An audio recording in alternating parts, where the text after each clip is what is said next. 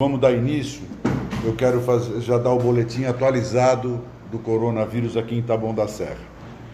Nós temos hoje 690 casos notificados, 273 descartados, confirmados 226 casos, em andamento, são aqueles que ainda aguardam o exame, 163, e curados, 137. Curados é aqueles que tiveram sintomas, tiveram o caso confirmado e não evoluíram para a gravidade, chega até o óbito, né? Esses são os curados.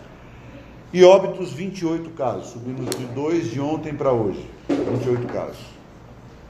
No hospital de campanha, nós temos 38 internados. Já foram internados até hoje 116. Até hoje 116 já foram internados. Temos 10 internados na UPA. Temos 10 internados na UPA. E mais 2 pessoas no tubo na UPA. Mais 2 pessoas no tubo na UPA. Nós já falamos sobre isso, não sei se vocês querem que a gente repita, como que é esse critério, por que nós temos 10 internados na UPA? Tem um protocolo, né? Nós temos um protocolo. Os casos de menos gravidade ficam internados no hospital de campanha. Os casos que a gente acha que tem uma gravidade maior já vão para a UPA, já vão ficar nos leitos da UPA, que funciona mais ou menos como uma retaguarda, como uma semi-intensiva para o hospital de campanha. E na UPA hoje nós temos 2 no respirador.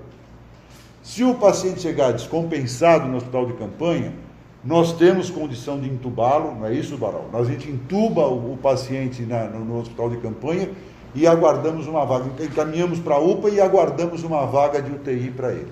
Então, esse é o protocolo nosso, né? Por isso que nós temos 10 internados na UPA. Então, na verdade, hoje, nós temos 12 internados na UPA e mais 28 internados, aliás, 38. Então, nós temos hoje internados 50 pacientes. Outro dado importante é o que a epidemia tem causado ao município, os prejuízos que ela tem causado ao município. Então, hoje, e nós temos aqui toda uma descrição, né, de perdas que nós tivemos em todos os repasses. Nós tivemos uma perda no Fundeb de 3.812.000, mais alguma coisa, estou dando um geral. No ICMS, 5.400.000. No IPTU, 412.407, quer dizer, 412.500 praticamente. No FPM, 269.567. No ISS, 245.129. Taxa de limpeza pública, 86.000. Multas de trânsito, 538.203. No Simples Nacional, 432.625. No ITBI, 585.199, e no serviço de cemitérios, menos 16.155.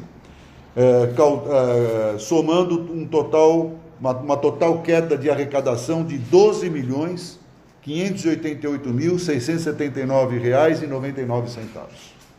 Prefeito, já que o senhor está falando em verbas, em dinheiro, fiz o levantamento lá do que foi aprovado pelo Senado e pela Câmara, e a previsão de Taboão receber R$32.400.000, é 32.399. Isso. Queria saber, que o senhor falasse a respeito desse dinheiro que deve vir, como que vai funcionar. Eu sei que grande parte é para a saúde, mas tem uma parte que pode usar em outras áreas. Na verdade, esse dinheiro foi dividido da seguinte forma: são 20, o que caberá para os municípios são 20 bilhões em relação à saúde, aliás, 10 bilhões em relação à saúde, 7 bilhões para o Estado e 3 bilhões para os municípios. E esses 3 bilhões que serão divididos para os municípios, isso é o que deve ser usado no combate ao coronavírus diretamente. E mais, foram 20, os outros 30 bilhões serão 20 bilhões para os estados, 10 para os municípios, uma coisa assim, que aí serão para cobrir essas perdas aqui. Então nós vamos ter um repasse até agora previsto. Ontem teve uma votação na Câmara que mudou um pouco o texto Eu estava lendo hoje a Folha de manhã e eu não entendi se eles mudaram algum critério, porque o Estado de São Paulo tinha sido muito prejudicado com isso, né? Porque nós temos a maior população, o maior número de casos de Covid registrados são no Estado de São Paulo, e São Paulo, nessa divisão, acabou sendo prejudicado porque acabou contemplando mais alguns estados do norte, do Amapá, inclusive, qual é o estado lá do presidente do Senado? Amapá? Rondônia? Pará? Bom, não importa, um estado do presidente do Senado, acho que eu não sei se é Rondônia ou Amapá. O Amapá. E eles acabaram tendo um valor per capita muito superior aos municípios que têm o maior número de casos notificados, que é a região sudeste, aqui principalmente São Paulo, Rio de Janeiro, né? E também alguns nordeste como Ceará, Maranhão, né, o Pará. Eles acabaram, o Amapá per capita acabou recebendo mais. Me parece que ontem na Câmara houve alguma mudança, eu não tenho certeza. O texto da Folha estava meio confuso, eu não tenho certeza. Mas se houver mudança também vai ser pouca coisa. Mas esses 32 milhões, vejam, é para recompor essas perdas que eu acabei de falar para vocês, para os municípios. Só que nós temos 12 milhões de perda. Isso março e abril. Não, isso referente a abril, né? Você pega, nós estamos pegando nós estamos comparando abril, nós estamos só pegando só abril. Nós estamos comparando abril de 2019 com abril de 2020. É para você estabelecer a arrecadação, você pega o que você arrecadou naquele mês no ano anterior e compara com o que você está arrecadando esse mês no ano atual. Aí que você vê a perda que você tem. Porque você tem que comparar mês com mês, porque os meses têm diferenças de arrecadação, referências sazonais de arrecadação. Então, nós estamos comparando abril de 2019 com abril de 2020. Né? Então, vocês vejam, o repasse de 8 milhões, né, que vamos com esse número oficial que está no site do Senado, não cobre os nossos prejuízos, né? Então, tem algumas outras alternativas que a gente está estudando, que, por exemplo, tem alguns empréstimos que eu estou pagando para a canalização do córrego Poá. Eu posso suspender o pagamento até dezembro, né?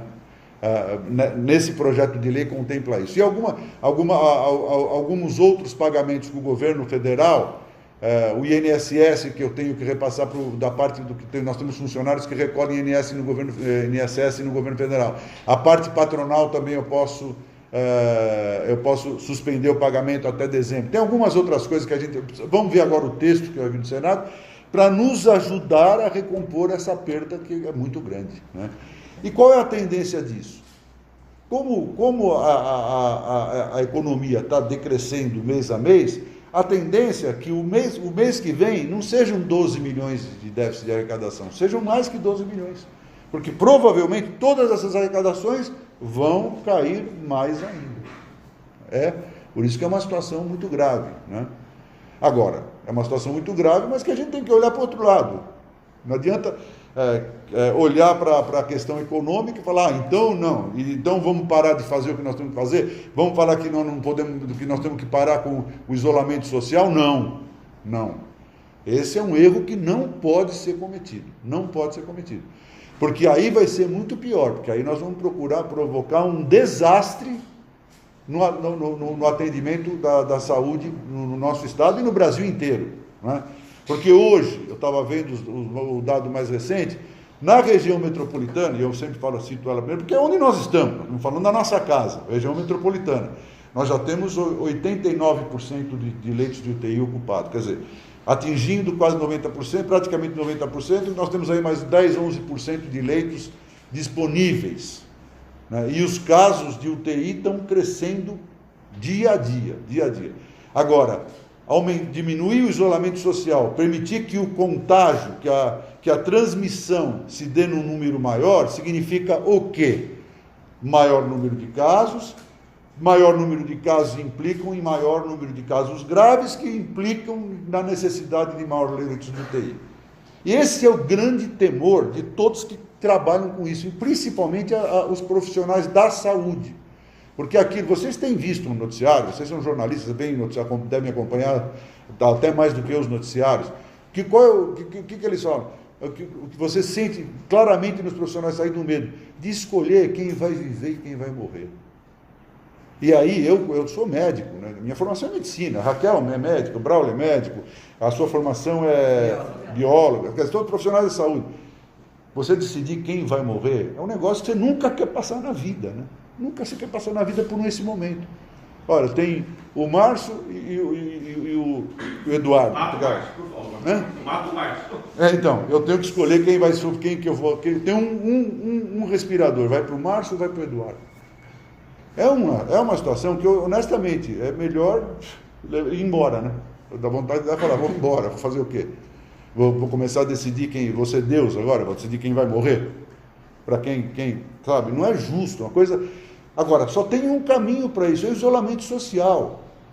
Eu sei que o isolamento social, eu tenho amigos aí muito íntimos meus que estão tendo prejuízo enorme, estão quebrando. Mas vamos fazer o quê? Nós vamos matar as pessoas, vamos deixar as pessoas morrer porque as pessoas estão quebrando? A economia tem jeito, a vida não. É muito pior um cenário com uma tragédia, né? Uma tragédia com mortes, com tudo isso daí, e aí seria a recuperação desse cenário é muito mais demorada do que levar a coisa do jeito que ela está indo. Ela vai diminuindo, vai tendo prejuízo, vai indo, mas a economia está girando, a hora que você tiver um colapso, acabou. Aí para tudo mesmo, aí guerra, nego saqueando o supermercado, vai ser esse o cenário, né?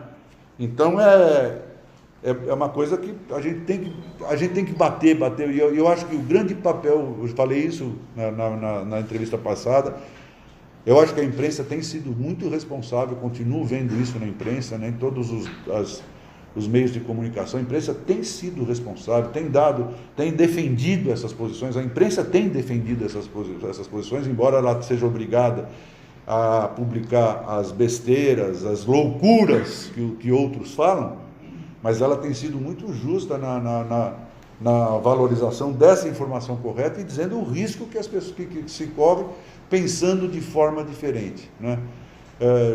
A gente precisa brigar, lutar até o fim para não deixar que esse assunto seja politizado, porque o que a gente vê é uma politização de um assunto sério, que é um assunto que trata de vida, né? Vai politizar isso? Não importa quem tem razão, quem tem razão política não é outra história. Quem tem que nos falar o que tem que ser feito é a ciência. E a ciência, nesse caso, nós estamos falando da medicina. É a medicina que tem que falar o que deve e o que não deve ser feito essa hora. Então, as minhas atitudes aqui são pautadas só por isso mesmo, acabou. Eu posso ter um parente meu com comércio tendo que vai quebrar, não vai mudar a minha conduta, né? E eu vou observar exatamente aquilo que está chegando de cima para baixo, que é o que a Secretaria de Saúde está colocando para nós, porque nós temos os melhores especialistas hoje do Brasil, especialistas considerados no mundo inteiro, é isso, Braulio? No mundo inteiro, dando as diretrizes científicas para a epidemia. É esses que nós temos que seguir. É o que eles estão falando que nós temos que seguir. E a Secretaria de Estado tem feito isso, né? Ela tem seguido estritamente o que essas pessoas estão falando. Perfeito.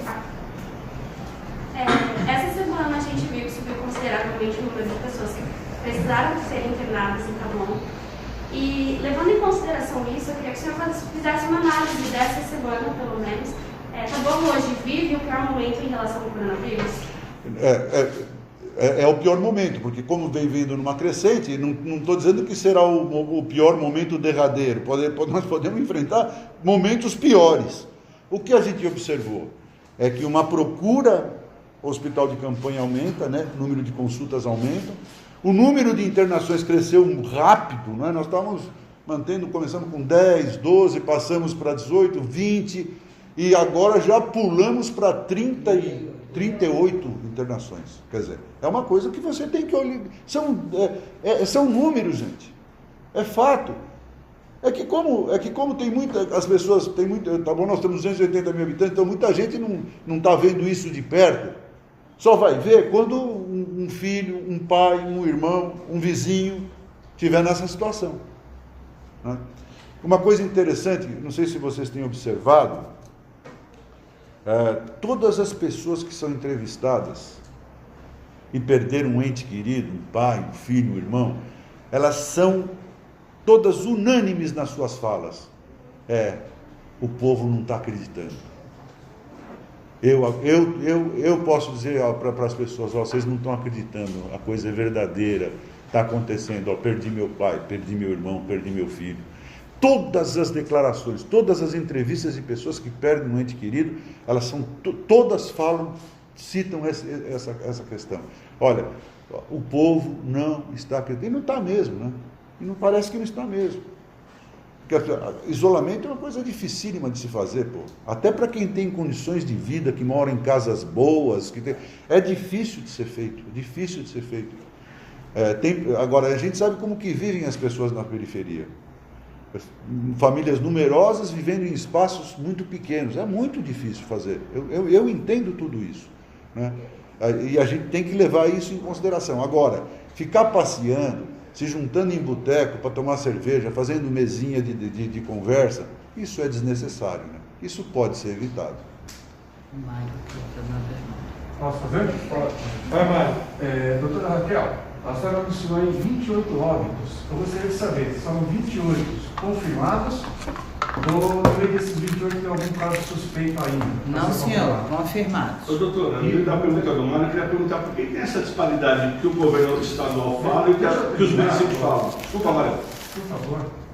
Porque eu tenho esse problema que eu preciso me concentrar, senão eu não vou no capto. Tá? Vai lá, Mário. Então, por gentileza, desculpa. Então, doutora Raquel, em vários municípios a gente tem os números confirmados e os números suspeitos de mortes. Tá? Em Taboão da Serra, tem algum óbito que está em suspeição ainda? Tem 2 óbitos suspeitos, Mário. A gente está conseguindo confirmar muito rápido. Eu vi no boletim de Cotia que eles botam suspeitos e é uma coisa que a gente pode acrescentar no nosso boletim. Mas a gente tem ficado muito pouco tempo em suspeição. A confirmação de óbitos tem vindo muito rápido. Esses 28 são confirmados. Uma outra informação que eu obtive, que eu gostaria de confirmar ou não, é de que já existem 4 médicos que estão entubados, entre eles o Dr. Guzmão. Procede essa informação? Não, não procede. Tem um médico entubado que é o Dr. Guzmão. Mas não está entubado? Hã? Está entubado. O Ah, Dr. Guzmão está na UTI, entubado. Conversamos sobre isso hoje de manhã. Tem alguns médicos positivos, enfermeiros positivos, mas todo mundo está em casa. Só o doutor Hélio Aúvia, que é pediatra, que está na enfermaria do convênio dele. E o doutor Guzmão está na UTI. Ninguém mais está internado. Quer dizer, 2 enfermeiros estão internados, mas olha, já saíram do tubo e estão também na enfermaria. Vamos explicar para eles também, né? Porque eles não têm obrigação de saber como que funciona a coisa tecnicamente. Você testou o profissional da saúde, ele deu positivo, ele vai ficar 14 dias em suspensão, ele vai para casa.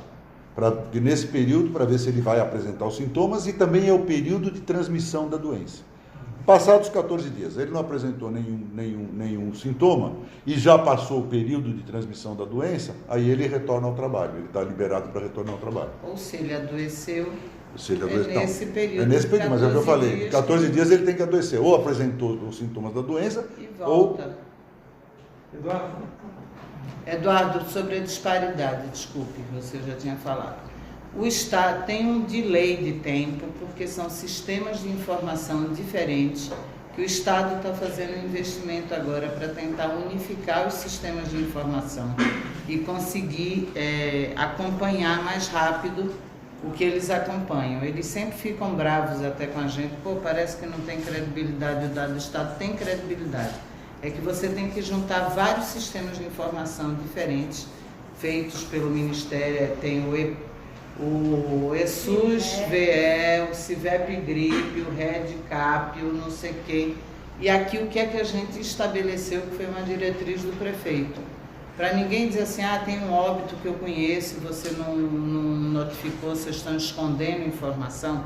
Nós fizemos uma combinação, uma conversa, um treinamento com o pessoal do cemitério e a gente recebe em tempo real todas as declarações de óbito e a gente busca o exame confirmatório e aí a gente encerra o caso. Por isso que o nosso número é maior que o número do estado. Isso não acontece só em Taboão da Serra. Se você olhar, falar com os secretários de todos os municípios, tem uma diferença entre o número que é de conhecimento do município para o número que é de conhecimento do estado. O estado está correndo atrás de como unificar. Isso é coisa que eu nunca vou saber responder, porque eu não sei nada além do botão liga e desliga. Mas como é que eles fazem com que esses sistemas se conversem e estejam atualizados em tempo real? Tá bom, pelo que a gente vê, é que mais está próximo do que o Estado fala do que o município divulga. Mas Juquitiba fala que só tem um óbito e o Estado confirma 3. Então por isso que a gente fica... ao contrário, eu não sei. O nosso sempre tivemos A gente sempre mais, teve essa preocupação desde o início. A gente sempre notifica não, mais do que o Estado. Para não gerar esse tipo de dúvida se de repente estão escondendo. E agora, e mesmo assim, não significa que esse número seja real. Porque o indivíduo pode chegar lá, morreu, e chega com um atestado de óbito, infarto agudo do miocárdio, e ele pode ter tido coronavírus e até pode ter sido uma das razões do infarto dele. Mas só que está com infarto agudo do miocárdio. Você não pode colocar ele como paciente, como óbito de coronavírus. E outra coisa... E isso deve acontecer muito no Brasil inteiro. Né? Por isso que esse número pode ser eu acho, pode ser não, com certeza é um número subestimado. E Eduardo, a gente faz uma planilha, né, que eu monitoro com a Mariângela todos os dias. A gente não são números. Eu sei o nome de cada um, eu sei onde morava, eu sei qual caminho que essa pessoa fez. Se ela foi no hospital de campanha, se ela foi para a UPA, se ela foi transferida para onde, se ela tinha um convênio, em que hospital ela foi, se ela foi transferida no convênio dela. Então, para a gente, não são 28 pontos, não é? Ninguém vira estatística e pronto. A gente, cada um desses, a gente olha, a gente sabe da história, nossa, fulano... Não, e até mais... Mas tinha síndrome de Down, mas não é só isso, né, doutora? Não é só por isso, por curioso, falando assim, parece que é curiosidade. Não, é que você tem que fazer, você tem que fazer um levantamento epidemiológico dos contatos dele. Ó, morreu esse cara aqui de coronavírus. A gente vai ver todos os contatos dele.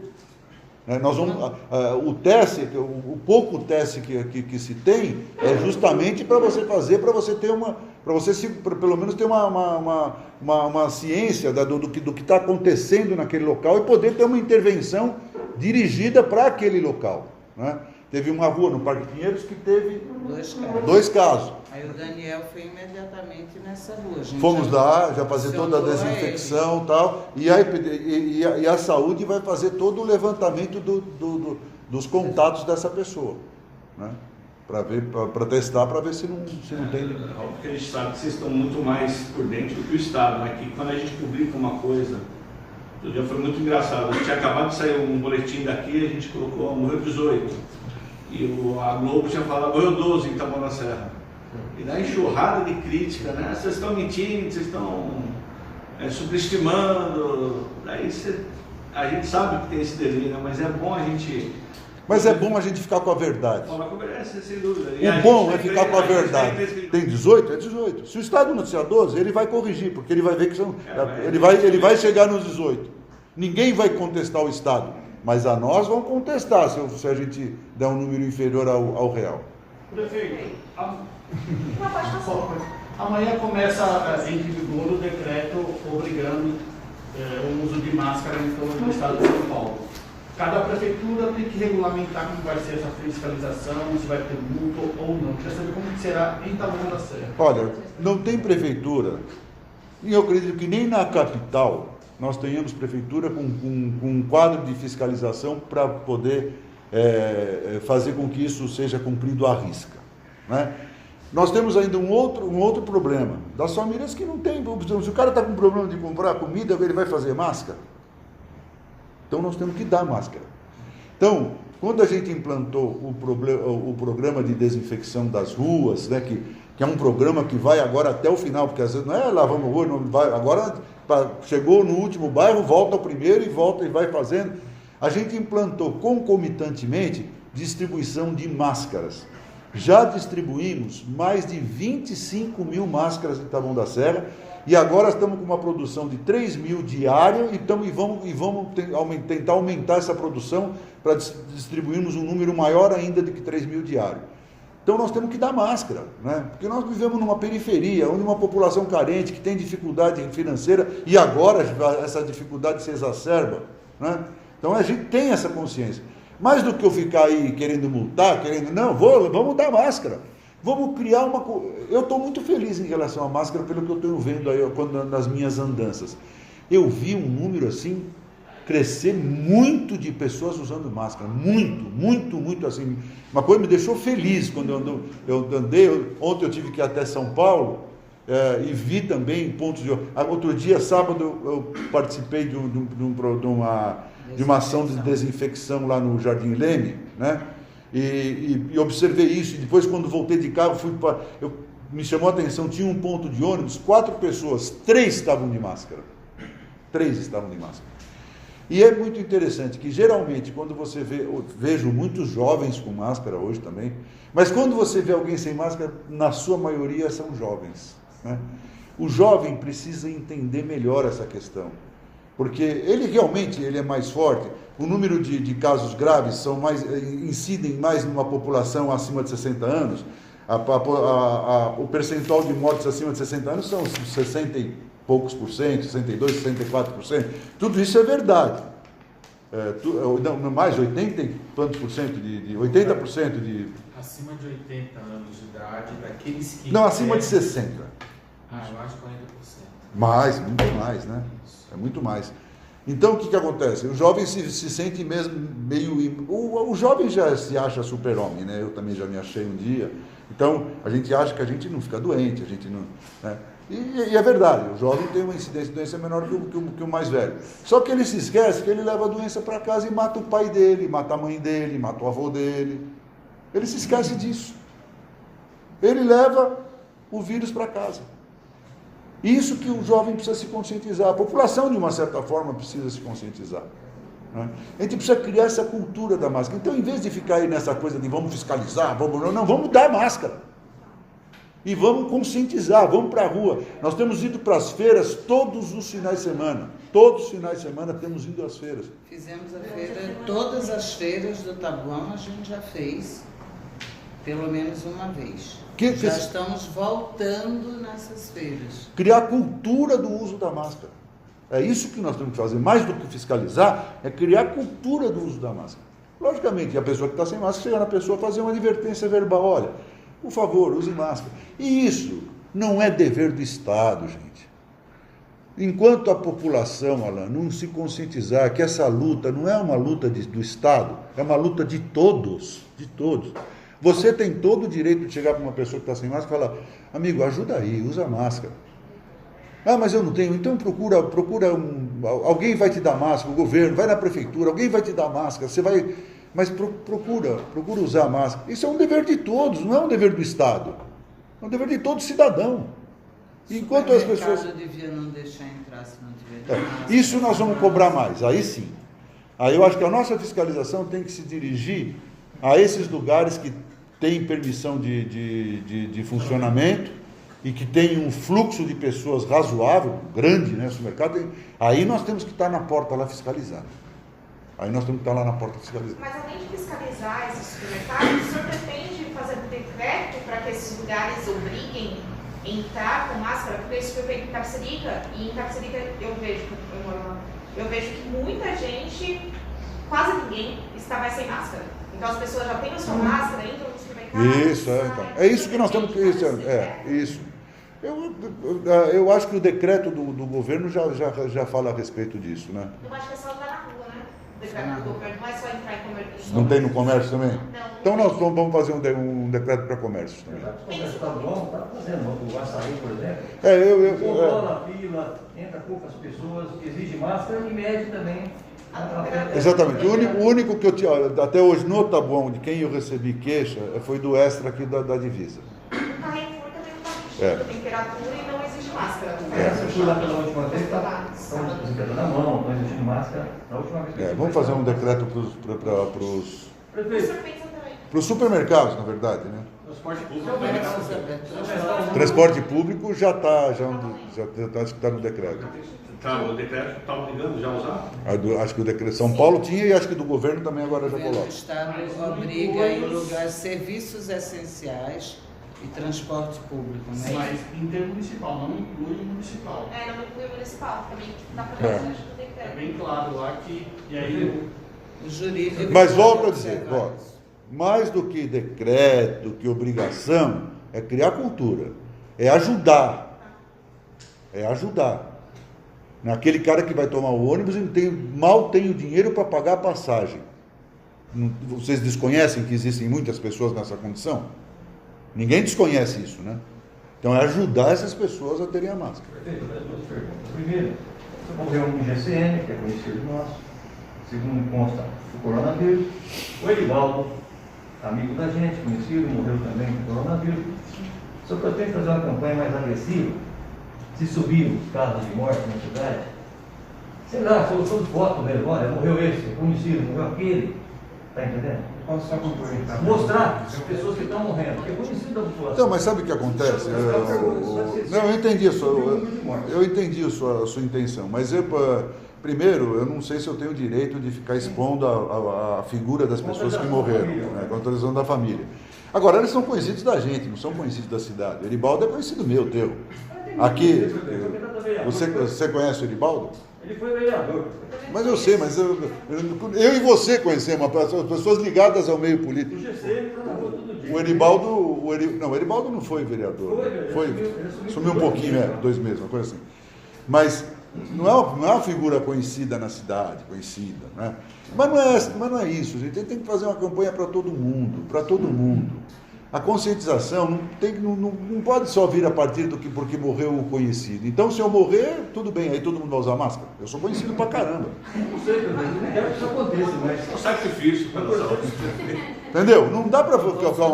Eu acho que a gente tem que criar, mudar aquilo que nós conversamos na última entrevista. Mudar padrão cultural não é fácil, E aí eu acho que o papel de vocês é importantíssimo. Se todas as matérias que vocês fizerem, vocês se colocarem, que eu tenho certeza que é a visão que vocês têm sobre o assunto, vocês se colocarem, forem incisivos nessa questão, eu acho que ajuda muito. Me permite só uma parte. O uso da máscara, ele é indicado quando não é possível fazer o isolamento social. Então, eu acho que a primeira tecla que a gente sempre bate é: se você não precisa sair, fique em casa. Agora, se você vai sair, é um código de ética, de solidariedade, de respeito humano, use máscara.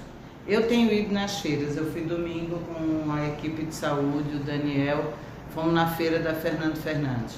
É um momento muito bom, tanto quanto a gente entrega, enquanto eles estão fazendo a desinfecção, que as pessoas da saúde vão entregando máscara, quanto quando a gente vai na feira.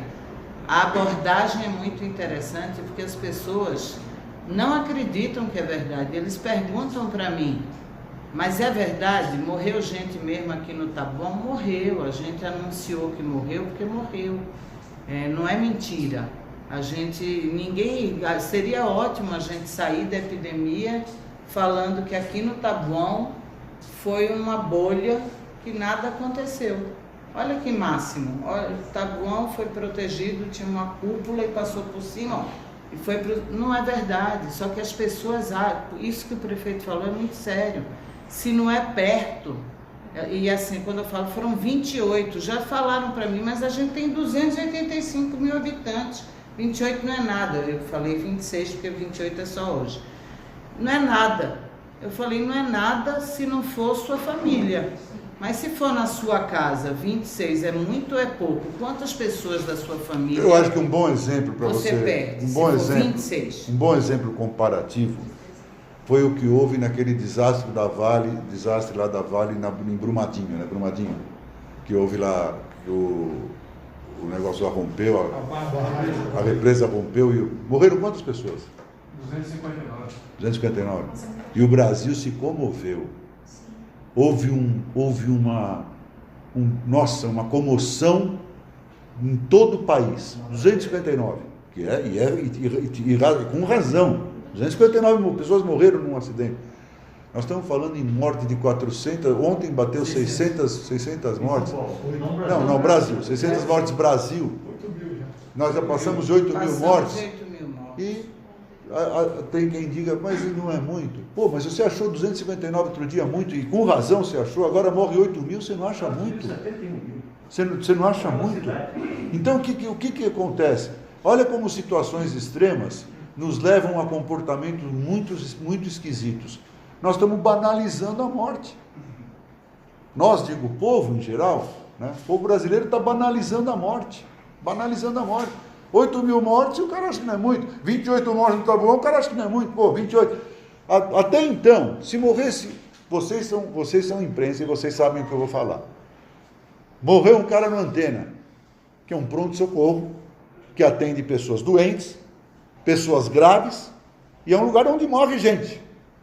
Lembra como que é? Pô, morreu um cara na Antena, tem que ver o que aconteceu, por que morreu, e não sei o que. É isso ou não é? Estou falando mentira? Agora fala que morreu 28, o cara fala, mas não é muito. Olha o que acontece num momento extremo, como o sentimento do povo muda. Banaliza a morte. Prefeito, ontem... Peraí, vamos terminar a rodada, porque eu deixei rodar e aí não está ficando meio... Posso? Alguém quer, Cláudio? Quero. Mário, deixa terminar a primeira rodada, a gente começa.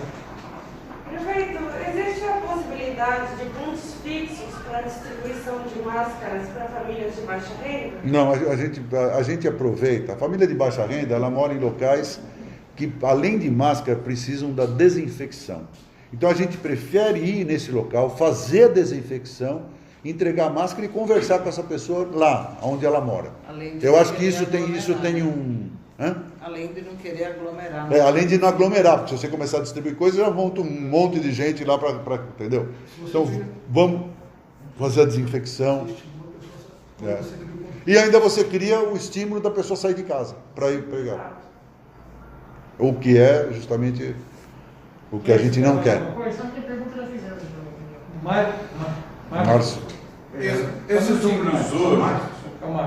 Esses números hoje são reais, está nas estatísticas real. A cidade está num período sustentável, insustentável ou chegou no colapso? Não chegamos no colapso. Mas só responder uma coisa. É boa a sua pergunta para focar exatamente num negócio importante. Não tem cidade. Região metropolitana é uma coisa só. Esse é um erro que todo mundo comete. A cidade, a Taboão, a Embu, a Itapecerica, a Embu-Guaçu, tudo a mesma coisa. Nós somos uma região metropolitana, uma região conurbada. Aqui não tem muro de divisa. O vírus não tem divisa. O vírus passa daqui para cá, o vírus não passa daqui para cá. É uma coisa só. Quantas pessoas saem do Taboão e vão para São Paulo? Quantas pessoas saem de São Paulo e vêm para Taboão? Quantas pessoas saem de Embu vão para Taboão, vão para o Embu? Quantas pessoas do Embu vêm para cá? A região metropolitana, ela funciona como uma coisa só. Por isso que a política de saúde a ser adotada para você enfrentar uma epidemia, não é uma política de Taboão da Serra, tem que ser uma política da região metropolitana. Aqui, no mínimo, falarmos em região metropolitana. No mínimo, falarmos em região metropolitana. Porque funciona como uma coisa só. Funciona como uma coisa só. Não é uma coisa que fala, aqui é diferente, ali é diferente. Não, é uma coisa só. O cara mora no Morumbi, mas a empregada dele mora no Itapecerica, mora no Taboão. Ela vai para dentro da casa dele. Márcio, se vamos ter uma situação insustentável ou de colapso, vai depender muito do comportamento da população. Até agora, por mais que a gente esteja observando, né, prefeito, o aumento de internações, o aumento da procura do hospital de campanha, a gente tem observado que os casos chegam mais graves, temos observado um aumento do tempo para você conseguir um leito de UTI. né? O que antes você conseguia em 2 horas, agora você demora 8 horas para conseguir 12, 24. Tivemos dias de ter 48 horas até conseguir um leito de UTI, né? Mas a gente não pode caracterizar que isso é o colapso. Primeiro que a gente só está com 2 pacientes no tubo e nós temos mais respiradores, que daríamos para estar com 13 pacientes em respirador ao mesmo tempo, sem ter que mobilizar respirador de nenhum outro serviço. Se a gente precisar, a gente ainda tem uma brecha para aumentar o número de respiradores disponíveis. Então não estamos no colapso, mas nenhum de nós quer chegar num colapso. Nenhum de nós quer chegar no ponto de estar todo mundo no respirador e chegar alguém e a gente não saber o que fazer com essa pessoa. Agora, o que é que vai definir isso? O comportamento da população. Se a população não acreditar no que o prefeito está falando, e a gente tem usado muito, por que não... a senhora não vai fazer minuto de saúde? Não, porque a voz do prefeito ela tem muito mais poder numa cidade. Ele é muito mais conhecido, é a autoridade máxima da cidade e ele está dizendo, é grave, vamos se cuidar, vamos fazer isolamento social, se não pode usar máscara, já virou um bordão nosso. Se o comportamento da população vai definir se vamos ter colapso ou não. Todos os estudos de cenário que a gente pode fazer dependem do grau de isolamento social. Se ele é de 60%, se ele é de 50%, se ele é inferior a 50%. O que aconteceu essa semana passada, do isolamento social ser abaixo de 50%, vai refletir em 15 dias. 15 dias. Nós vamos saber o reflexo disso em 15 dias. Como é em 15 dias, as pessoas se esquecem. Essa semana me chamaram no telefone que iam fazer uma reunião social. Ah, mas somos poucas pessoas e a gente vai manter 2 metros de distância. Eu falei, olha, eu gostaria de nunca ouvir falar que vocês vão fazer uma reunião social. Era numa casa de família, um jantar. Falei, pelo amor de Deus, os jantares de família estão sendo altas fontes de infecção. Não é para fazer. Não é para fazer. Então, se vamos ter o colapso ou não, vai depender do comportamento da população. A gente estava discutindo que quanto mais a gente faz e quanto mais bem sucedido a gente é, mais a população fala que não era necessário ter feito. E critica por que fez, não era preciso. E não é fácil, né? Nós estamos falando isso. O grande desafio da comunicação é esse. E nós estamos falando isso, mas aqui nós não somos robôs. Não é fácil isso, não é fácil. Olha, fazem 2 meses que eu não tenho contato com os meus médicos, contato presencial com os meus netos. Eu sofro pra caramba com isso. Mas eu tenho que fazer isso. É uma questão de responsabilidade. E eu não sou diferente, eu não sou imune. Né? Meu neto não é imune. É duro, são situações duras de ter, mas são coisas que a gente tem que fazer. É uma questão de responsabilidade, a gente tem que fazer, e vocês são peças importantíssimas nisso. O quanto mais vocês baterem nisso, mais vocês estarão cumprindo com as suas funções sociais. Doutora Raquel, diante de tudo que está sendo exposto, eu pergunto, existe a expectativa ou um projeto de se fazer testagem em massa em Taboão da Serra? E a segunda pergunta, os postos de saúde, eles estão tendo os medicamentos à disposição da população, voltado aí para as pessoas que têm problemas crônicos, as crianças? Sim. Quanto à testagem, Mário, é mais complexo. Nós fazemos parte do Estado e o governo do Estado está definindo a ampliação da testagem para pacientes com sintomas leves. Não adianta a gente querer fazer uma testagem sem ter o suporte do Estado, que é quem realiza os laboratórios oficiais que são homologados e que realizam esses exames. Então, acho que mais 1 ou 2 semanas já deve estar ampliado essa testagem. Hoje nós fazemos para pacientes graves internados, óbitos, profissionais da saúde sintomáticos, né, e profissionais de segurança assintomáticos. Só para entender, para esclarecer melhor, isso é o protocolo do Estado. É o protocolo do Ministério. Não adianta eu chegar aqui, coletar exame de todo mundo e mandar para o Estado. Nós temos uma cota, a cota que é o protocolo. Desses pacientes vocês podem mandar que o Estado vai fazer. É isso? É isso. Não mandem mais que isso, porque o Estado não tem capacidade para fazer. Por isso existe o protocolo. E agora o Estado está anunciando que vai ampliar essa capacidade e vai permitir aos municípios que coletem mais. No nosso caso, o prefeito até nos autorizou e a gente já está se organizando e comprando os insumos para fazer essa coleta. E estamos cobrando do Estado que o Estado também dê esses insumos, e na última entrevista, na de quinta-feira, do Dr. Davi Uip e do Dr. Guerno, eles falaram que estão vendo essa questão dos insumos, porque tem município que é muito pequenininho que não vai conseguir comprar insumo nenhum, e a gente vai precisar, porque na hora que ampliar para paciente com sintoma leve, vai ter que montar toda uma estrutura, porque não é uma coleta de exame tão simples, não é uma coleta que pode fazer de qualquer jeito. E o teste rápido que se fala, a gente saímos daqui, fomos para a secretaria discutir teste rápido, e quando saímos de volta vamos voltar para discutir, porque a interpretação desse teste rápido ela é muito ainda nebulosa. Tem algumas universidades que estão apoiando alguns municípios como projeto piloto para se discutir a validação disso. Então, Botucatu, São Bernardo, que tem universidades, estão fazendo alguns projetos piloto. Remédios para pacientes crônicos, nas UBSs, nós temos comprado, temos dificuldade em alguns medicamentos que os fornecedores ligaram pedindo ampliação de prazo, que eles estão com dificuldade de entregar. Quais são esses medicamentos?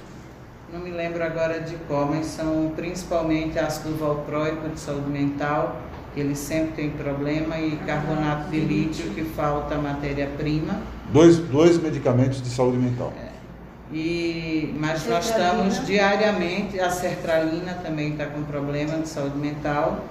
Tem alguns medicamentos de alto custo, que é de envio do governo federal, e que o governo federal teve problemas também com o fornecedor. Mas a gente tem acompanhado, não temos tido problema para fazer aquisição. Em alguns itens a gente tem problema para receber e pedido de fornecedor para ampliar um pouco o prazo de entrega por dificuldade deles.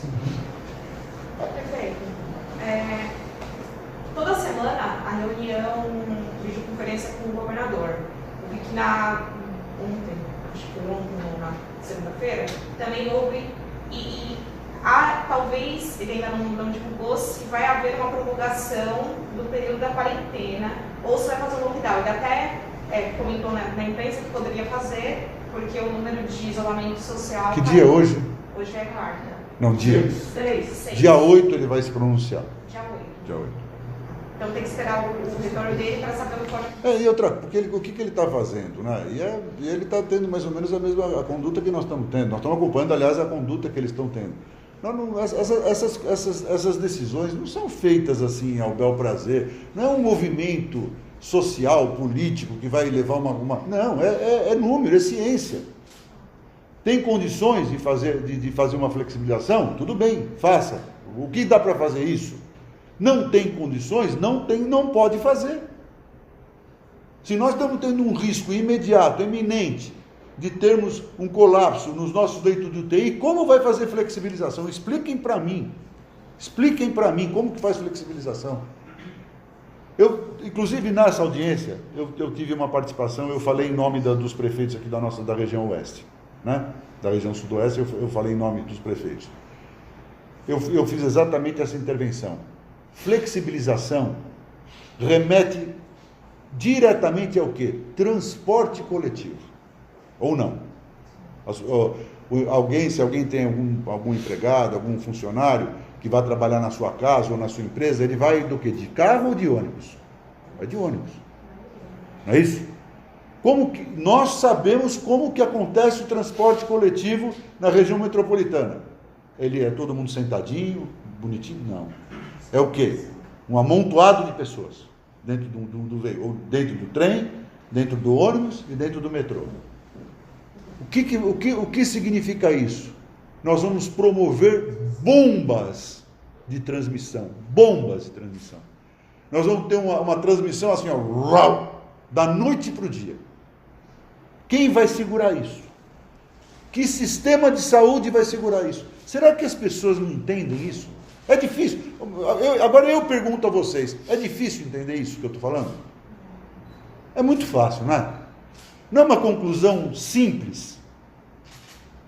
Ou vocês acham que flexibiliza, volta o trabalho e o transporte coletivo vai ficar bonzinho? Normal? De uma hora para outra melhorou o transporte coletivo em São Paulo, agora não vai ter mais amontoado de pessoas em ônibus, todo mundo sentadinho, com distanciamento. É isso que acontece? Né? Isso que acontece? Não, não é isso que acontece. Então tem que se ter responsabilidade. Não, se os números não permitirem, não pode haver flexibilização, é simples assim, porque senão nós vamos promover bombas de transmissão. É que nem pegar granada e ficar jogando, bum, bum, ou matando, vai ser isso, porque vai ter o colapso do sistema de saúde, e um colapso de uma rapidez assim, de dias, de 2, 3 dias, com 10 dias, está com 14, 15 dias, o sistema está colapsado. E aí, faz-se o quê? Alguém vai levar o cara para casa? Prefeito, só para entrar um pouquinho nesse tema, o senhor falou muito da questão da consciência das pessoas. Isso é um fato, porém temos que admitir que isso é uma coisa difícil de ser mudada. Demora bastante tempo. Aí algumas pessoas têm reclamado, por exemplo, das festinhas sociais. A doutora Raquel até falou dessa pessoa que queria fazer uma festinha social. Nos bares também tem, em alguns bairros, tem gente indo tomar cerveja. É a realidade. É a realidade, é isso aí. E o senhor tem pregado que as pessoas precisam ter essa consciência. Não está na hora da prefeitura também ter uma ação mais ativa, fechando o bar, fiscalizando, colocando a guarda municipal, os fiscais, de uma forma mais ativa para que obrigue essas pessoas a irem para casa, porque senão também a gente vai ficar... Eu te peço então que você pergunte à guarda municipal quantas intervenções nós fazemos todos os dias. À noite, então, impressionante. A gente chega a fechar 40, 50 bares toda noite. Está fazendo.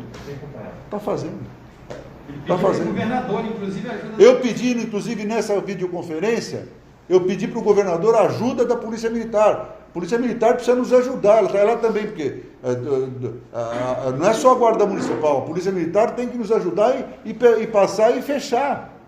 É isso que tem que acontecer. É isso, eu também sou favorável a esse tipo de intervenção e estamos fazendo. Agora, precisa ter perna para fazer tudo isso, né?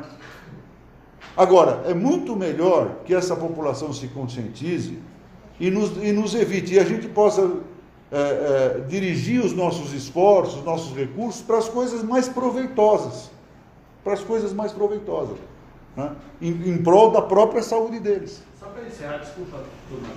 Doutora Raquel, eu ouvi algumas pessoas reclamando que nas unidades básicas de saúde, há um grupo, especialmente dos funcionários do administrativo, que não estariam com proteção, os chamados EPIs, e que fariam, reclamando que os técnicos de enfermagem, o pessoal da enfermagem, todo mundo estava, digamos, protegidos, mas esse grupo, a proteção estaria bem pequena. Eu queria saber que vocês falassem a respeito. Se tem uma coisa que eu tenho orgulho, é de que não faltou, não falta e não vai faltar EPI para nenhum trabalhador da saúde ou que esteja em contato direto com a população em Taboão da Serra.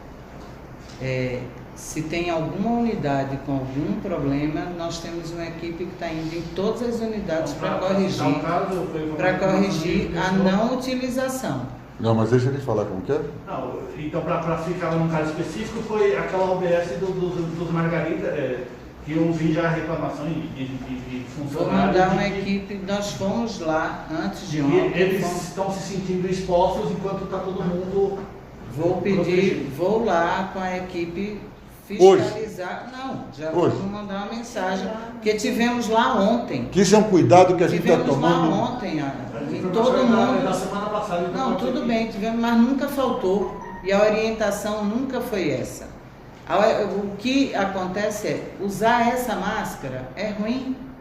Usar a máscara N95 é pior ainda.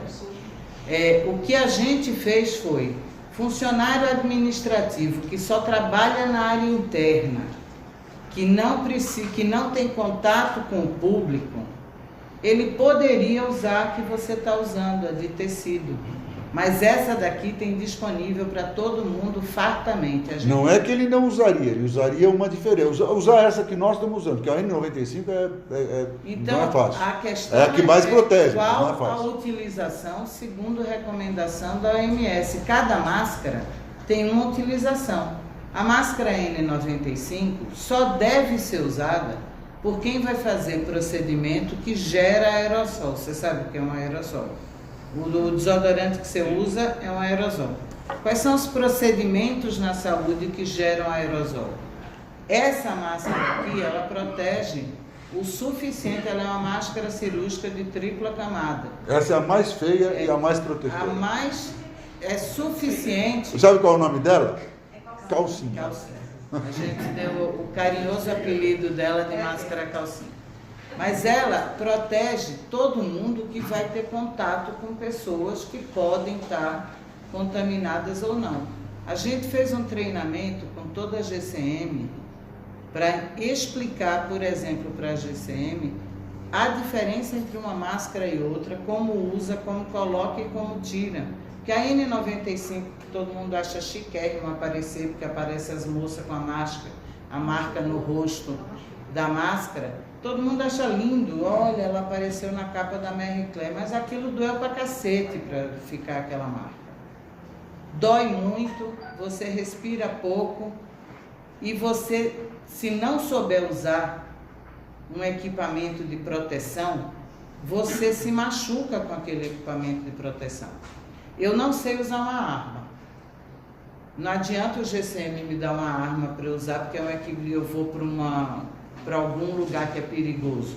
Eu não sei usar. Não adianta eu dar N95 para ele se eu não capacitar ele a botar e a tirar. E sabe o que aconteceu, prefeito? Depois que eu fui lá com a Tami, que a gente capacitou eles, que eles falaram que não queriam usar calcinha, que preferiam a N95, a gente deu a N95 para todos eles com recibo assinado, porque tem que trocar de tantos em tantos dias, então a gente tem que ter o controle de quando foi dado. Mandaram o Leonel me ligar dizendo que voltar atrás se eu posso trocar, porque eles não querem usar aquilo não, que é infernal. Para todas as unidades, a gente, além de estar dando máscara, luva, avental, óculos de proteção, escudo facial, a gente deu escudo facial para todos os GCMs. A gente vai fazer amanhã um treinamento de todo mundo do trânsito, todos os agentes do trânsito. A Arlete pediu para a gente... E não é assim, mas só agora não, estamos fazendo de novo. Porque a gente faz uma vez, é igual uma matéria nova na escola. Quando você não sabe nada, você não tem dúvida, né? Você só tem dúvida quando você estuda e tal, aí você tem dúvida. As pessoas usando, estão aparecendo os problemas de usar.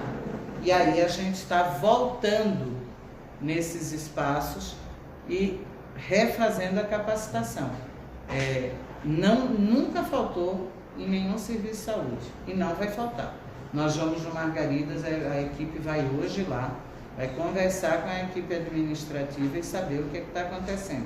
E vou aproveitar a sua intervenção, vou mandar uma mensagem no grupo de todos os diretores, reforçando essa questão e perguntando se está tendo algum problema. E se há erro nessa questão, o erro é do diretor.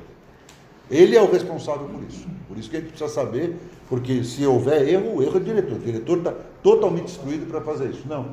Eu queria aproveitar, Daniel, que você desse uma palavra, que é um dos projetos importantes do momento, é a desinfecção. Queria que você falasse como que está acontecendo a desinfecção. Bom dia a todos. Bom dia. Na verdade, é mais uma das ações da Prefeitura, no qual a gente está fazendo a desinfecção diariamente, O produto que a gente está utilizando é água, hipoclorito de sódio e sabão. Hoje a prefeitura disponibiliza de 4 caminhões-pipa, no qual sempre é direcionado para os locais de grande concentração de pessoas, que são as agências bancárias, o centro da cidade, as principais avenidas da cidade. E um outro caminhão-pipa ele é direcionado às áreas da saúde. Então a gente faz hospital de campanha, pronto-socorro, unidade básica de saúde. E os outros 2 caminhão-pipa. Qual a frequência, Daniel, por favor? Unidade básica de pronto-socorro é feito diariamente. O hospital de campanha, pronto-socorro, PS infantil, o Akiratasa, Antena e o hospital de campanha é feito diariamente. Ou faz na parte da manhã ou faz na parte noturna. Unidade básica de saúde, normalmente a gente faz um dia sim, um dia não. Né? A cada 2 dias a gente faz uma lavagem. Ponto de ônibus. Ponto de ônibus, ele entra também, é o caminhão-pipa. Normalmente os pontos de ônibus próximos desse local é feito já com esse caminhão. Diariamente também. Diariamente, isso. Agora os demais da cidade é feito conforme o caminhão que faz a lavagem de banco, delegacia, locais de grande concentração de pessoas, ele faz no período da tarde, ele faz a lavagem de ponto de ônibus. Na verdade, cada caminhão-pipa, ele faz 3 viagens dias. Então a gente joga uma média de 120 mil litros por dia. A capacidade de cada caminhão é 10 mil litros, né? Então a gente faz 3 turnos. E 2 caminhão-pipas eles são direcionados para... Nós separamos junto com o prefeito, nós fizemos uma logística dentro da cidade, que nós separamos em 16 áreas a cidade. Então, diariamente a gente faz mínimo uma área. Né? A gente pega 3 bairros próximos, e levamos 2 caminhões-pipas que a gente faz de manhã, à tarde, de manhã próximo do horário do almoço e no final da tarde também. A Secretaria da Saúde também tem acompanhado a ação, no qual ela está fazendo a distribuição das máscaras, sempre acompanha a ação, fazendo a distribuição das máscaras, independente do bairro, da região, se é comunidade, se é mais periférica ou não. E nas comunidades a gente entra com a bomba postal, onde pode entrar o caminhão, a bomba postal, eles vão pulverizando a... Isso, onde o caminhão não consegue atingir, a gente entra com os pulverizadores, né? São 8... Isso, que é a bomba, né? Chama de pulverizador. Então eles entram normalmente em viela, nas áreas que o caminhão não consegue atingir. Nós estendemos também, né, prefeito, para alguns condomínios, para dentro de condomínios também, porque é uma área de grande concentração de pessoas também, então a gente está entrando dentro de condomínio, a vigilância sanitária sempre vai na frente, faz a notificação do condomínio e a equipe entra para fazer a desinfecção da área do condomínio também. Basicamente é isso. Basicamente essa que a gente está fazendo, é feita diária. Já fizemos praticamente a cidade toda. Falta 2 áreas para a gente atingir a cidade toda. Acabando, volta para o primeiro ponto e continua fazendo. As áreas inclusive essas áreas que faltam ser feitas serão feitas ainda essa semana, que é a região do Laguna, Mirna e Três Marias, e a outra região é a região do Ouro Preto, Ouro Preto, aquela região em cima. Região do Ouro Preto, isso, ali a Jardim Cidade. Fizemos a parte do Pazini, Monte Alegre, ali próximo, mas ainda falta a região do Ouro Preto, e precisa ainda finalizar uma parte do comunitário Margaridas. Mas a ação é diária, todos os dias, não tem paralisação. Sábado, domingo é direto, é constante, são todos os dias. E são nessa ação também que são entregues as máscaras. Então, praticamente toda a cidade, todos os moradores já receberam máscaras? Não, porque... porque são 25 mil. Na verdade, assim, hoje a produção de máscara da prefeitura hoje está em média de 2.500 a 3.000 máscaras, né, que a gente foi reforçando de acordo com a necessidade. Porém, nessas ações foram entregues, até agora, até o momento foi entregue de 25 a 30 mil máscaras. Já conseguimos entregar. E, bom, além disso... Não é isso, né? Basicamente esse é o trabalho. Dentro do que o Alan perguntou para a doutora Raquel, a gente recebeu lá 2 pessoas reclamando que os garis estavam sem máscara Você tem como cobrar a empresa responsável para que eles também tenham essa proteção? Tem como cobrar. Sim, e a prefeitura também, ela tem feito também essa doação. Todos os funcionários que trabalham, o próprio o Rogério, não o secretário de obras, mas o Rogério, que também faz parte do departamento da secretaria, que ele faz a fiscalização do Embora as máscaras fiscalizem, é responsabilidade da empresa, né? Isso. Ele faz a cobrança, está sendo feita a cobrança. Eu tenho visto com eles com máscara. A gente recebeu até fotos, inclusive, acho que não sei se... Eu não duvido que não tenha, mas eu tenho visto, no geral, eles com máscara. Como o morador cobra, né? É que sabe o que acontece, né? Ser humano. O cara tirou a máscara, esqueceu a máscara em casa, não pode parar de trabalhar, vai trabalhar sem Mas máscara. hoje em São Paulo sem máscara. Você falou disso, eu me lembrei na hora, eu vi eles em São Paulo sem a máscara. Mas eles trabalham de máscara. Deve ter máscara. Eu dei sorte, até agora os que eu tenho visto na rua estão de máscara. É que nem o Fernando falou, é mais a questão da conscientização, porque às vezes o trabalho que a pessoa executa, às vezes atrapalha o equipamento, o EPI, às vezes ele atrapalha um pouco. Então, nós mesmos temos, a doutora Raquel está sempre pegando no meu pé também, a gente tem que ficar policiando a nossa própria equipe, porque às vezes, uma hora ou outra, o cara acaba se distraindo ali, ele tira ali para alguma questão, e quando ele volta para o serviço, ele volta sem. Então, a gente tem que sempre ficar policiando, mas é mais essa questão mesmo de conscientização. O equipamento está sendo entregue. Não, estamos distribuindo diariamente. A Arlete hoje começou uma distribuição. Eu esqueci. Hoje já começou outra distribuição. Estamos distribuindo todo dia. Quem precisar, mesmo, é porque ela estava falando que tem que ter um cadastro único, né? Não. Ou ter o cadastro único, ou vai. Tem um cara que, de repente, ele começou a ter problema agora, não tinha. Esse cara também tem que ser atendido. Só que vai ter uma investigação social. Mas quem precisar, porque, vai procurar. Infelizmente, existe o oportunismo nessas épocas, né? Tem categorias aí que estão recebendo, que não estão trabalhando, estão recebendo e aí vão pedir cesta básica. Não é justo. Né? Como é que é? Criança e adolescente, né? Hoje é do criança e adolescente. Isso.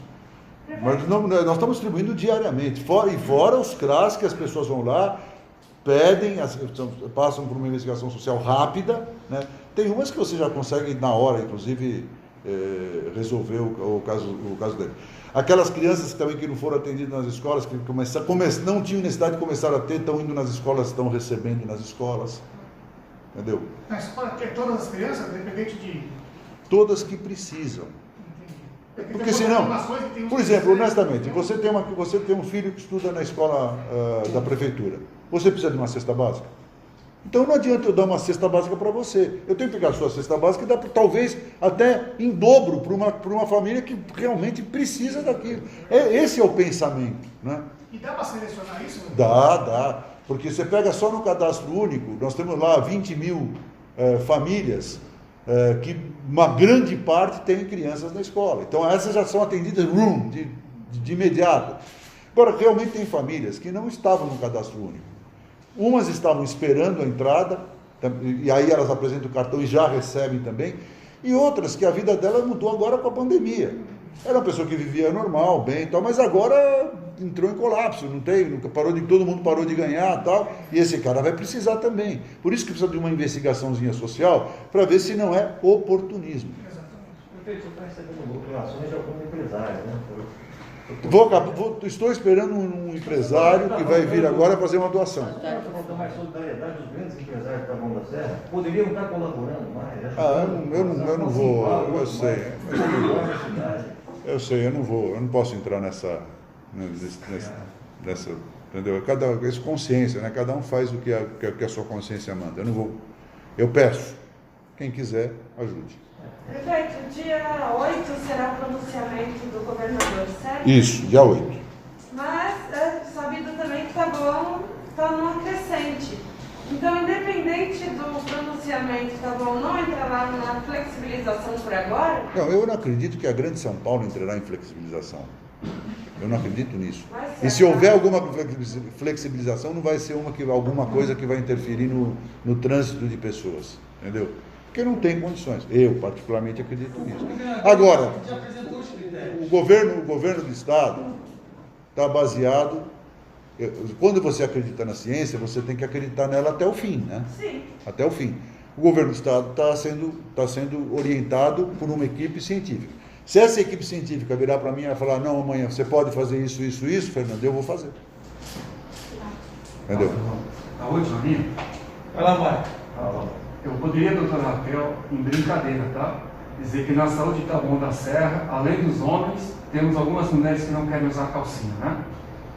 Bem, a brincadeira é essa. Ô, Fernando, agora é o seguinte. Você viu aqui, tirou a calcinha e botou de máscara lá em São Paulo? Mas acho que é o contrário a sua brincadeira. Além das mulheres, tem alguns homens que não querem usar calcinha. Prefeito, a pergunta é a seguinte. É um problema que aflige o Brasil inteiro, e Taboão da Serra não é exceção. Como é que fica a prefeitura em relação às filas que estão se formando nos bancos e nas agências lotéricas, né? Por conta desse pagamento do auxílio emergencial, essas filas que aumentam, como é que está? Existe algum protocolo da prefeitura em relação a isso? Não. Isso é responsabilidade do próprio banco fazer isso, né? Ele que tem que fazer. Agora é uma situação difícil, né, Mário? É fácil a gente falar assim, mas é difícil. O cara desesperado, precisando de dinheiro, dorme lá. Você vai organizar o quê? Eu acho uma bruta irresponsabilidade do governo. Aliás, uma responsabilidade, uma coisa bacana que eles fizeram. Acho que a atitude é correta, foi bem-vinda. Agora, não se planejaram, não pensaram que isso ia acontecer. Isso é isso que causa estranheza, né? E atrasos. Pelo menos eu estou acompanhando o que diz o noticiário, que, por exemplo, o Onyx Lorenzoni, que tinha 30 binas no ministério dele, Ministério da Cidadania, que era para isso, para esse repasse, não tinha autorizado o repasse até então. Quer dizer, isso deixa a gente meio em dúvida, né? Quer dizer, atrasa também o pagamento, porque o repasse que está no dinheiro lá dentro do Ministério, quer repassar para o banco fazer e não faz. O que precisa para ser feito isso? De uma ação governamental, decidida pelo governo, não foi decidida por outros, decidida por eles.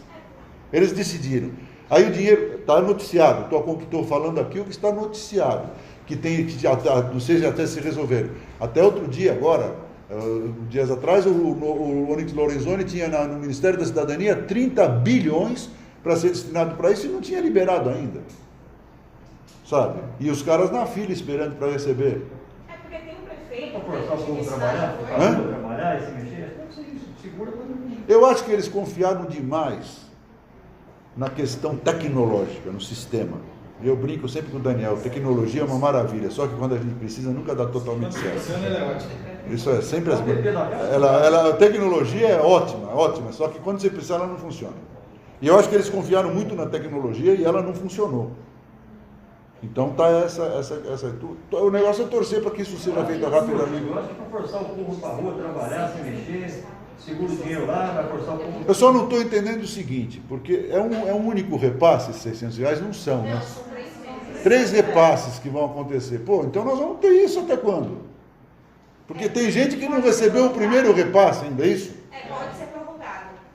Então, mas essa situação de filas vai então ser perpétua até o fim da história. Em das Artes deve aprovar hoje, não sei quanto a questão de validade ou não, de inconstitucionalidade ou não, um plano de lei que vai prever multar esses casas lotéricas, bancos que não organizarem as filas com um distanciamento mínimo. O senhor tem dito que a discussão tem que ser metropolitana, mas eu até hoje eu não vejo em nenhum momento os prefeitos da região sudoeste, eu já vi da região oeste, Osasco, Barueri, da região do ABC, eles com seus consórcios discutindo, mas aqui até por questões de divergências políticas, eu não vi até hoje o senhor conversando com o Ney Santos, conversando com o prefeito de Itapecerica, Jorge Costa. Não está faltando uma articulação regional dos prefeitos da região, dos 8 municípios da região? Para tomar que atitude? Para tomar atitudes conjuntas, aí eu digo dos prefeitos, talvez as secretarias estejam conversando, que possam amenizar de uma forma geral. O senhor fala que a discussão é metropolitana, mas também acho que precisa ser quando eu falo que existe já todo um direcionamento, uma orientação que vem do governo. Sim, mas a gente... Agora, essas questões isoladas, se pode ou não pode, não dá, por exemplo, a casa lotérica, o banco, eu não sei, eu não tenho conhecimento jurídico para afirmar para você que pode ou que não pode.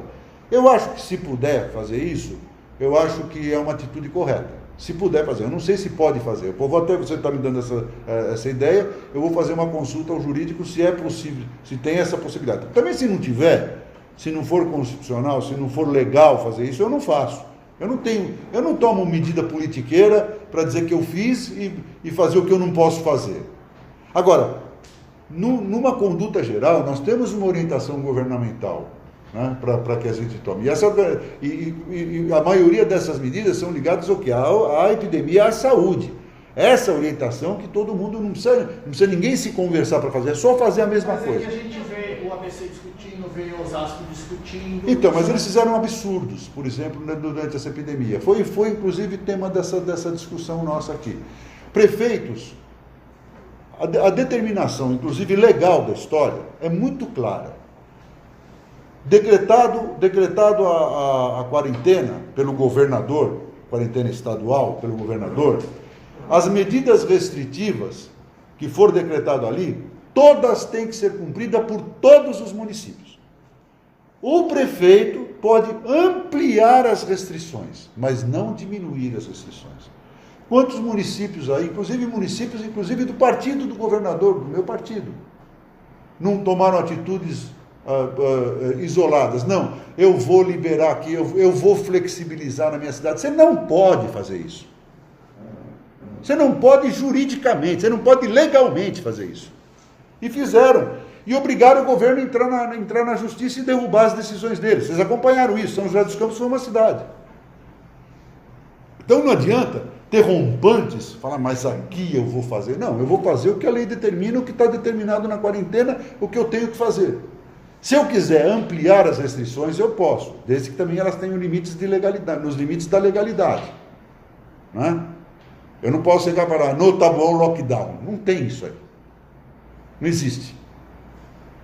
É uma medida da quarentena do Estado. Entendeu? Eu não posso extrapolar também na minha restrição. Entendeu? Então, são essas coisas que eu acho que tem que ter o norte, é o que o governo está falando. O que a comissão que conduz a crise está falando. É isso que tem que fazer. No mais, vão ter atitudes como essa que o Imbu está tomando, que se ela estiver dentro da legalidade, eu acho que até, não sei se ela vai surtir efeito, né? Porque multar é uma coisa, né? Receber é outra, né?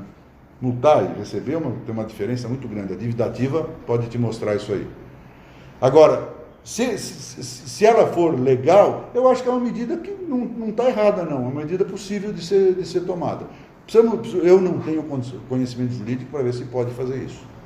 Obrigado, viu? Muito obrigado mais uma vez. Até os próximos 15 dias ou, se necessário for, um período menor.